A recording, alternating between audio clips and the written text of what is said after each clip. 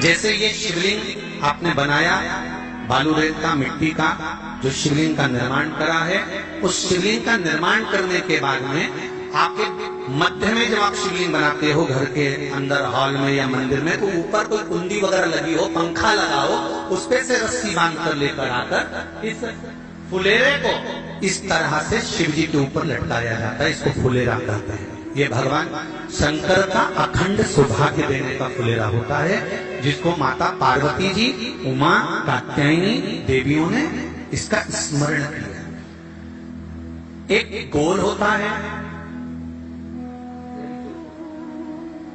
गोल, चौकोर, तिरछा, जिस तरह से भी बनाना हो, पर शिव जी के ऊपर नीचे शंकर भगवान होते हैं। ये थोड़ा ऊंचा, जैसे पूजन भी आराम से हो जाए, इसको ऊंचाई की ओर लगाया जाता है, जिससे भगवान जैसे लोग जलाधारी लगाते हैं, उसी तरह से इस फुलेरे को लगाया जाता है।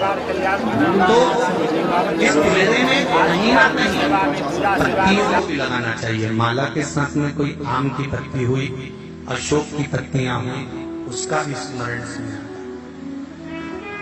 महाराज, उसका भी स्मरण। जैसे भगवान देवाधिदेव महादेव का शिवलिंग का दर्शन हो गए सबको फुलेरा का? अरे तुम के तो बोलो, हो गए ना? और जितने लोग आस्था पर सुन रहे हैं, जितने लोग फेसबुक यूट्यूब पर सुन रहे हैं, अगर आपके स्मरण में फुलेरा नहीं हो तो उसका दर्शन अवश्य करिएगा। शिव मंदिर में अगर जलाधारी भी लगी हुई है तो जलाधारी से फूल बांधकर नीचे की ओर लटकाना चाहिए, पर लटकाना चाहिए, फुलेरा बनाना चाहिए।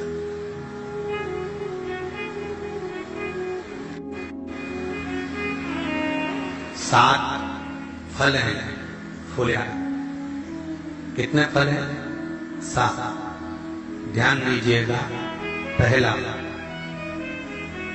फुलेरा जो नारी व्रत करती आती है और व्रत कर्म उसका चलता रहता है, उस व्रत कर्म के अंतर्गत मान लो किसी कारणवश बीमारी में, कोई कमी के अंतर, कोई सूतक सावड़ के अंतर्गत अगर नारी पूजन नहीं कर पाती है, पूजन नहीं कर पाती और उसने केवल फुलेरे का दर्शन ही कर लिया, अपने पलंग पर पड़ी पड़ी हुई फुलेरे का दर्शन कर लिया है, तो नारी को हरतालिका तीज के व्रत का फल प्राप्त हो जाता है। 7 फल हैं भगवान शंकर के हरतालिका तीज के फुलेरे का। पहला फल व्रत का मूल। दूसरा, यदि कोई नारी आई और उसके संतान नहीं, 10 साल, 8 साल, 5 साल, 6 साल, 7 साल, 12 साल, 15 साल हो गए, उस फुलेरे का मात्र स्मरण कर एक पुष्प भी उसने अगर हल्दी कुंकू का लगाकर उस फुलेरे का टच कर भगवान शिव के पावन चरणों में रख दिया है और विनती कर गई है, तो अगला फुलेरा वो खुद बनवाती है, उसकी गोदी में संतान आ ही जाता है। अगला फुलेरा वो खुद बनवाएगी, के जाएगी, जीजी अगली बार फुलेरा मेरी तरफ से बनवाना, मंदिर में फुलेरा मेरी तरफ से लगवाना, अगली बार जब तुम पूजन करो तो फुलेरा मेरी तरफ से बनवाना। ये फुलेरे का मान। तीसरा,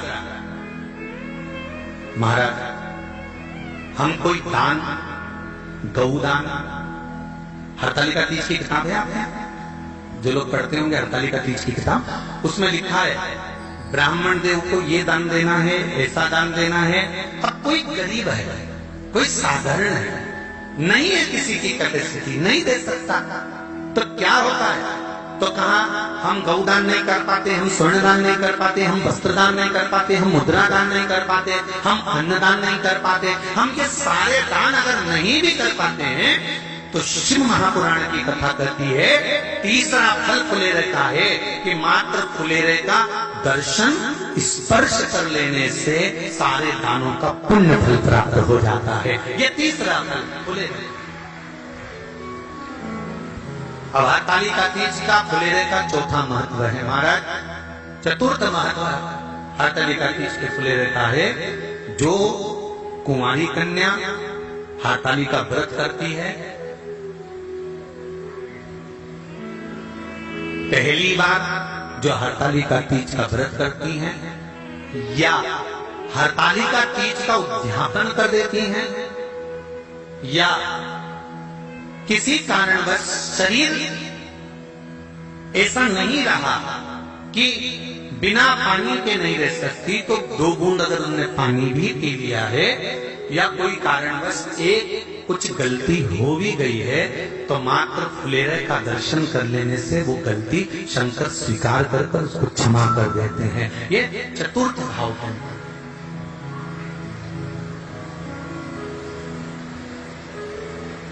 फुलेरे का अगला वर्णन करा गया महाराज शिव तत्व की ओर, शंकर भगवान की ओर। हम ना काशी जा सकते हैं, हम ना सोमनाथ जा सकते हैं, हम ना किसी स्थान पर जाकर एकांत में भगवान शंकर का स्मरण कर सकते हैं। मान लो हमें एकांत में बैठकर शिव की भक्ति करना है, किसी मंदिर में किसी देवालय में जाकर भक्ति करना है, तो फुलेरे का मात्र दर्शन करने से, पूजन स्मरण करने से उस भक्ति का फल भी हमारे खाते में आ जाता है। और फिर अगला आखिरी का जो वर्णन किया गया है वो कहा गया कि पार्वती मैया गुफा में जाकर भगवान का भजन करती थी, शिव का स्मरण करती थी और फिर अपनी सहेलियों के साथ बैठकर शंकर का स्मरण करा, जिसका फल पार्वती को मिला। तो कहा हम ना किसी गुफा में प्रवेश कर सकते हैं, ना हम किसी गुफा में या जंगल में जा सकते हैं। इस फुलेरे के नीचे शंकर भगवान की जब अर्चना करते हैं, आराधना करते हैं, हरतालिका तीज के दिन फुलेरे के नीचे हम भगवान शिव की पूजन करते हैं, तो हमारा वन में किया गया भजन का फल ही हमको प्राप्त हो जाता है। ऐसे फुलेरे का तीज कथा कितनी तारीख को पूरी होगी?